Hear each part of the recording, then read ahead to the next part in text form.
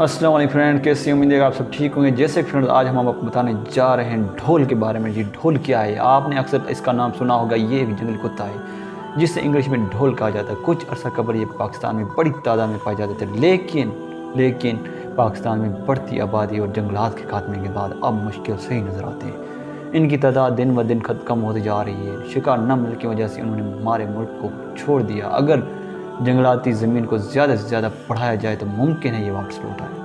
अब ये भारत, चीन, नेपाल और तिब्बत के कुछ महदूद इलाकों में है पाया जाता है। तस्वीर में नज़र आने वाले एक इंडियन ढोल है। अब तक उनकी 11 नस्लें दरियाफ़त हो चुकी हैं। उनकी मुख्तलिफ अक़साम हैं जिनमें सुर्ख, सरमई और लाल रंग के ढोल पाए जाते हैं। एशियाई इनमें से सुर्ख ढोल एशिया में देखने को मिलते हैं। ये एक हजूम की शक्ल में रहते हैं।